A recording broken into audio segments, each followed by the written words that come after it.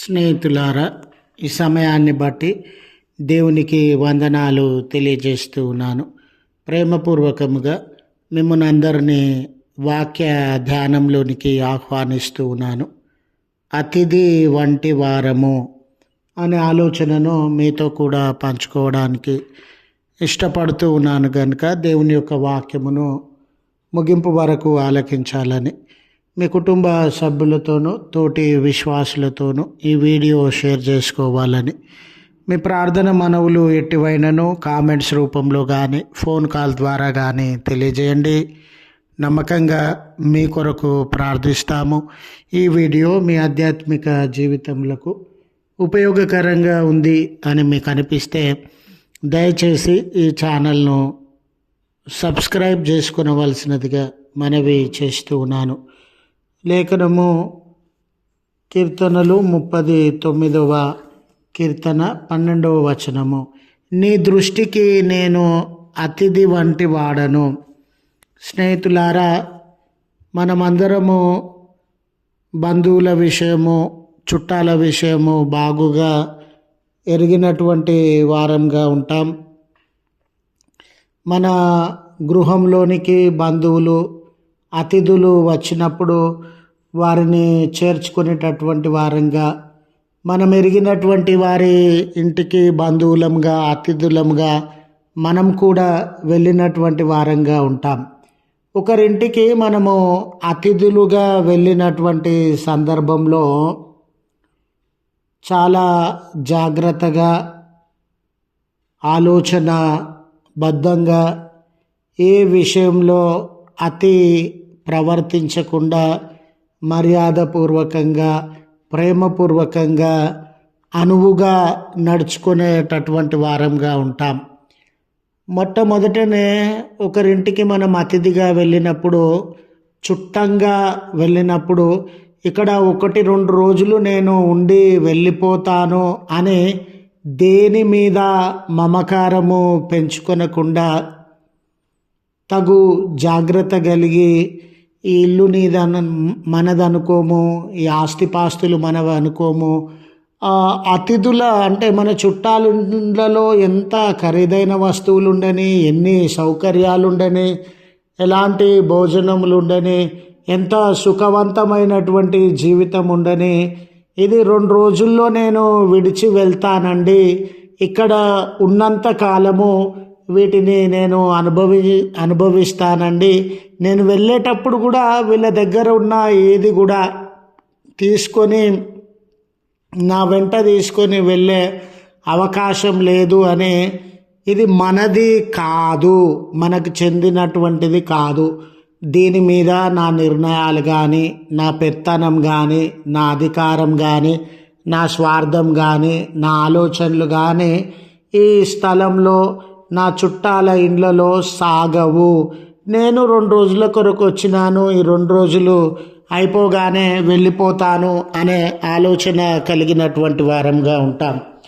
చదువుబడిన ఈ లేఖన భాగమందు కూడా దావీదు గారు చాలా శ్రేష్టమైనటువంటి పలుకులను పలుకుతూ ఉన్నాను. దేవుని ఎదుట నేను నీ దృష్టికి అతిథి వంటి వాడను. దేవా, ఈ భూమి మీద జీవించుచున్నటువంటి జీవితము నువ్వు చూచుచున్నటువంటి దేవుడవు కదా. ఈ భూమి మీద నా జీవితం కూడా ఒక చుట్టపు చూపుగా కలిగినటువంటి జీవితం. నేను ఎల్లకాలం ఇక్కడ జీవించలేను. నేను వెళ్ళే సందర్భంలో దేనిని నాతో కూడా తీసుకొని వెళ్ళలేను.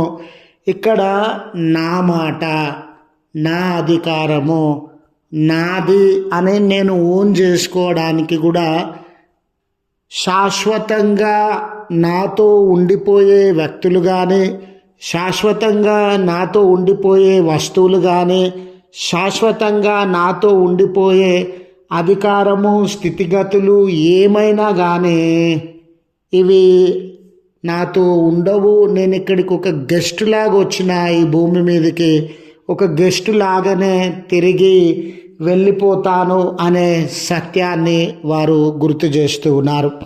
ఈరోజు మీరైనా నేనైనా మనం ఈ భూమి మీదకి ఒక గెస్ట్ లాగా వచ్చినామండి. ఒక దినాన ఈ భూమిని వదిలిపోయేటటువంటి వారంగా ఉంటాం. ఈ భూమే శాశ్వతం అనుకొని, ఈ బ్రతికే శాశ్వతం అనుకొని, ఈ వస్తువులే శాశ్వతం అనుకొని, ఈ అధికారాలే శాశ్వతం అనుకొని ఇతరులను బాధ పెట్టుచు పగ ప్రతీకారాలతో జీవించే మన జీవితాలలో ఇది ఒక హెచ్చరిక లాంటిది. ఇది పర్మనెంట్ కాదు. ఇక్కడికి ఒక గెస్ట్ లాగా మనం వచ్చినాము. దీన్ని విడిచి వెళ్ళవలసినటువంటి అవసరత ఉండింది. గెస్ట్ మనసు ఏ రీతి, చుట్టాల మనసు మన ఇంటికి వచ్చినప్పుడు ఏ రీతిగా ఉంటుందో ఆ రీతిగా ఈ భూమి మీద మనం ప్రవర్తించాలా. చుట్టాలు అనేవారు మన ఇంటి మీదకి వచ్చి పెత్తనం చేయడము, మన ఇంటికి మీదకి వచ్చి అధికారం చేయడము, మన ఇంటి మీదకి వచ్చి ఏ వస్తువుల విషయంలో, నిర్ణయాల విషయంలో వాళ్ళు జోక్యం చేసుకోవడము మనకిష్టం ఉండదు. చుట్టాలు చుట్టాలలాగా ఉండాలంటాం కదండి. మన జీవితం భూమి మీద చుట్టాల వంటిది అనే సత్యాన్ని మనం మర్చిపోకూడదు. మోరోవర్, చుట్టాలు ఎప్పుడైనా కూడా వారి యొక్క భోజనం విషయంలో కానీ, షెల్టర్ విషయంలో కానీ, సెక్యూరిటీ విషయంలో కానీ, అవసరతల విషయంలో కానీ మన మీద ఆధారపడేటటువంటి వారుగా ఉంటారు. వాళ్ళే నిర్ణయాలు తీసుకోకుండా, సరే మనం చుట్టాలంగా వచ్చినాం కదా, వీళ్ళేం సమకూరుస్తారు, వీళ్ళేమి అందిస్తారు, వీళ్ళేమి జాగ్రత్తలు చెప్తారు అని మన మీద ఆధారపడేటటువంటి వారంగా ఉంటారు. అదే రీతిగా మనం బ్రతికినంత కాలం దేవుని మీద ఆధారపడేటటువంటి వారంగా ఉండాలి అని గుర్తు చేస్తూ ఈ మాటలను ముగిస్తూ ఉన్నాను. ప్రార్థించుదము. కృపగల తండ్రి, ప్రేమగల మా రక్షక, మీ పరిశుద్ధ ఉన్నతమైన నామమునకు కృతజ్ఞతలయ. మీరు మహోన్నతులు, సర్వోన్నతులు. ఒక అతిథిలాగా ఈ లోకంలో జీవిస్తుండగా మా భద్రత విషయం, ఆహార విషయం, మా జీవితంలో అక్కరగా ఉన్న ప్రతి విషయము, షెల్టర్ విషయము, భోజనం విషయం, అన్నిటి విషయాలలో మీ మీద ఆధారపడి జీవిస్తూ ఉన్నాం. ఈ ప్రార్థనలో ఏకీభవించి చిన్న బిడ్డల జీవితంలో వీటన్నిటిలో ఏదైనా కొరత ఉంటే, సమస్య ఉంటే, భారం ఉంటే ప్రభువా, వారు కూడా మీ అతిథుల లాంటి వారు కదనయ్యా. అతిథులను మీరు ప్రేమించే దేవుడవు కదా, అతిథుల అక్కర్లను తీర్చగలిగిన దేవుడవు కదా. మీ కృపా హస్తములను వారిపైన చేర్చి, వారి మొరలను ఆలకించి, వారి అక్కర్లను తీర్చి బలపరచవలసినదిగా మనవి చేసుకొనుచు ఉన్నాం. కనికరించండి యేసయ్యా. మరి ఈ దినపు దీవెనలతో మమ్మను దర్శించండి. బర్త్డేస్, వెడ్డింగ్ యానివర్సరీస్ జరిగించుకొనిచున్న బిడ్డలకి మీ హస్తముల నుంచి దీవెనలను కుమ్మరించుమని క్రీస్తు పేరట వేడుకొనుచు ఉన్నాము తండ్రి. ఆమెన్. తండ్రి, కుమార, పరిశుద్ధాత్మ త్రియేక దేవుని దీవెన మనకు తోడై ఉండి మనలను కాపాడును గాక. ఆమెన్.